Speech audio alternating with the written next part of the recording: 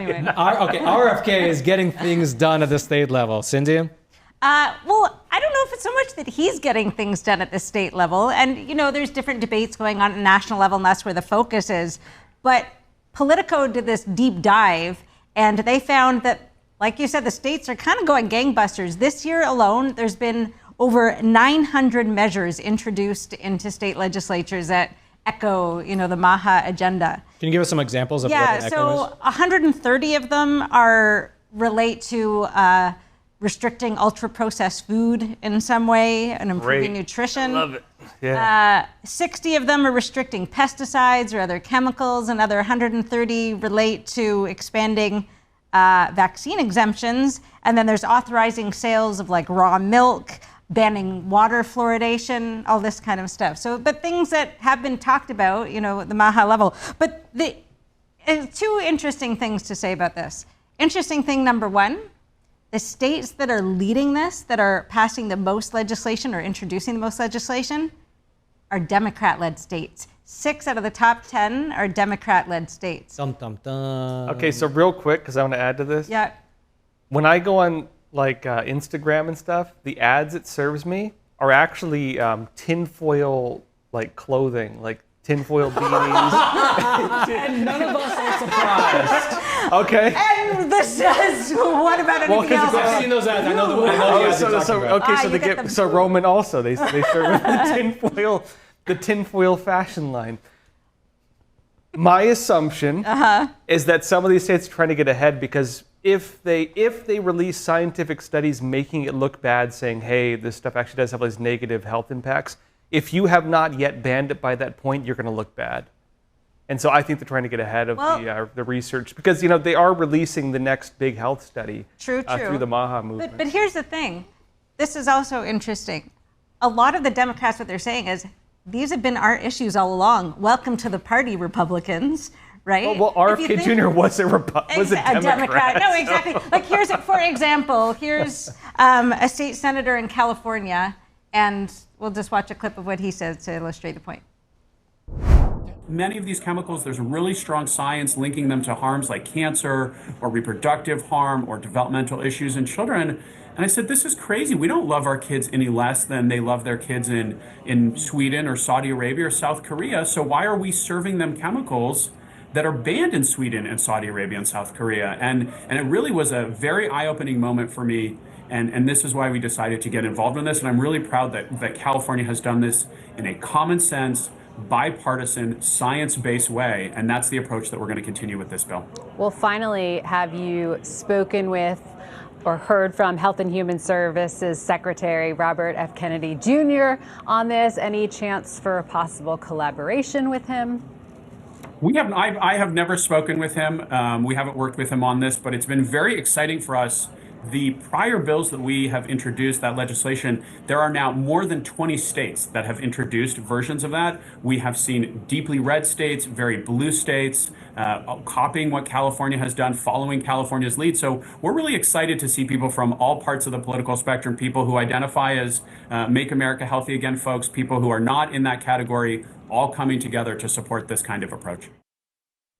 So he and others, his name is Jesse Gabriel, him and others have been, on these issues for years, long before MAHA, was called MAHA. So what he was doing is phasing out ultra-processed food in the 1 billion a year school lunches or school meals that are provided in California. So he thinks that's a good incentive for the suppliers to go on board. So what he was saying too is it's a very bipartisan bill that he's introduced, and there's Republicans too that are signed off on it. And so this is what the Politico study found in terms of where the bipartisanship is and then where the partisanship is on these issues, which is also pretty interesting. So the most bipartisan issues are chemical contamination in the environment and food, so bills like that. Medicinal use of psychedelics, looking into that. So you said you're listing the most bipartisan. Bipartisan, okay. Yep. Where almost all of the bills have bipartisan support or have co-sponsors, and limiting kids on social media and cell phones for mental health issues. Mm-hmm. The sharply partisan issues on the Republican side are anything related to vaccines, ivermectin, and geoengineering, engineering the Like, weather. so like messing with the weather. Exactly. Seeding clouds and that kind of thing. And the most sharply partisan ones on the Democrat side, so not bipartisan support, are curbing plastics and pesticides like glyphosate, Roundup, which is the most common one. And what else? Yeah, that was. Why that do you was think mainly. the plastics is very contentious? I don't know why. Maybe they've just been on it longer and on it first. I know that on the glyphosate side, or the Roundup side, we all know that Big Pharma is a big, lobbyist in Washington, but ag, like big ag, is also a big lobbyist. So if you came out and banned Roundup, glyphosate, pesticides in general, that lobby is heavily active against it as we're waiting for this big MAHA report. And on to that come point, out. RFK Jr. is very big on soil restoration, which is like the polar opposite of Roundup, basically. But the question is whether they're going to come out, what this report's going to come out and say about pesticides. Definitely, there's going to be support for regenerative farming and soil health, but it'll be a question of how much lobbying has gone on in DC. But the surprising thing about all this is all the focus is on the national level, but there's so much activity going on at the state level. And SNAP is another interesting run, right? So that's basically the food stamp program. So HHS and Brooke Collins, who's the Ag Secretary, they came out and are basically allowing states, issuing waivers for states that apply to not allow junk food of different kinds to be bought using your SNAP benefits, right? So I just wanted to mention, you threw out the acronym. SNAP stands for the Supplemental Nutrition Assistance Program. Which is important. Yeah, right. It's the relevant because junk food is not supplemental nutrition. That's not the only, so some things with SNAP are a little wonky that you can't get, already. Let's say you want to feed your family on a budget, and people get a very little amount with SNAP. If you want to get a rotisserie chicken, that's not even on there. Well, it's very state by state, so maybe not in New York, New Jersey, or somewhere you're used to it, but every state is running their own program with the federal dollars. So I don't know that we can say that. And different states are passing different things when asking for their waivers. Some are just saying no energy drinks, and Iowa is like, you can't even have any desserts of any kind, even fruit leather, even granola if there's chocolate in it, or anything like that. So it is, What is fruit leather? It's there's like a hard fruit roll-up. Oh, okay. I've never heard it called fruit leather. Is that a Canadian thing? Is that a Canadian? I thought you go to in Iowa, they call it Well, look, to me, I've been railing for this for a while because it does irk me because of course it's a taxpayer-funded program and there is a lot of abuse in this program. And so when I'm in the store and I see people just loading up on soda and then paying with SNAP or their EBT card, it's a little frustrating because that's not supplemental nutrition. Right, exactly. And RFK, his whole thing is let's hear him talk about this. Because the surprising thing is 10% apparently of SNAP benefits are being just on sugary drinks, being used on sugary drinks. Yeah, here's him talking about some of this. SNAP, we're spending $405 million a day on SNAP. And about 10% is going to sugary drinks. And and if you add candies to that, it's about 13 to 17%. And we all believe in free choice. We live in a democracy. People can make their own choice about what they're going to buy and what they're not going to buy. If you want to buy a sugary soda, you ought to be able to do that. But the U.S. taxpayer should not pay for it. And the U.S. taxpayer should not be paying to feed kids foods, the poorest kids in our country, with foods that are going to give them diabetes.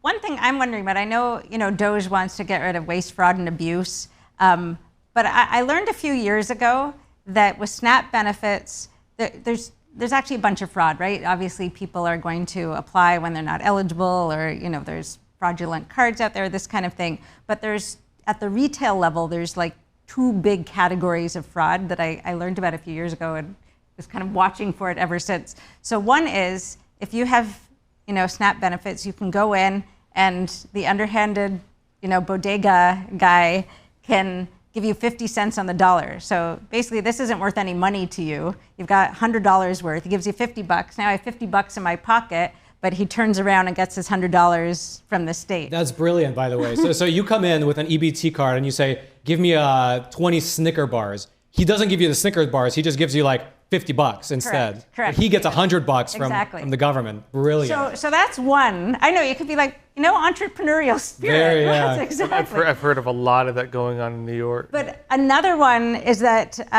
retailers will also they'll sell items that they're not allowed to sell.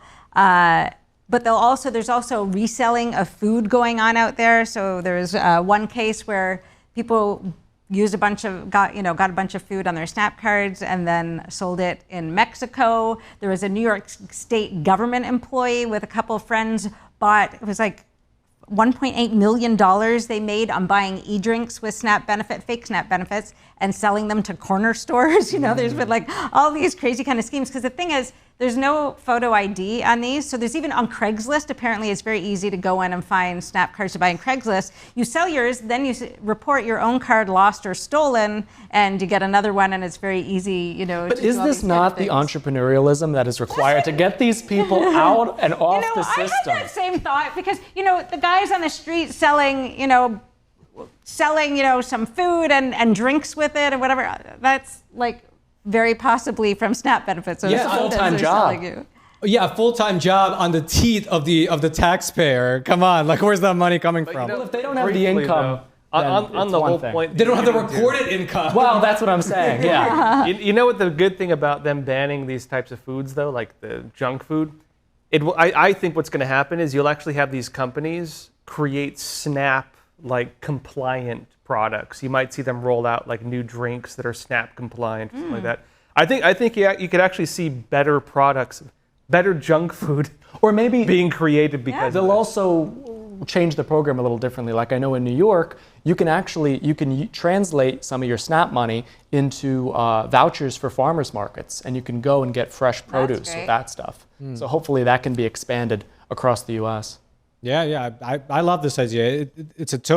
The program needs complete reform, and this is a great start. I know that when I used to live in the Russian neighborhood of Brooklyn, so many times I would see a guy or a family pull up in like a Porsche or like a Beamer or a Mercedes. They all have their card. Yeah, and they all have their EBT card. They're pulling up in like a nice S-Class or like a 7 Series or something. You can buy a car with an EBT Yeah, card. come on. there was a story guy tried doing it before, actually. Yeah. But I mean, that's a different element of the fraud, right? You're talking about like what you can buy with the card, which is also important. So that's an excellent development. All right, I know exactly what you're thinking. That was a great clip you just watched. Now, if you're watching on YouTube, make sure to follow and also check out either these videos or maybe they're on this side. I don't know which side they're on, but we set it up. So these are the videos that YouTube is suggesting to you as the best ones that you'll probably like the most. So check them out, this side,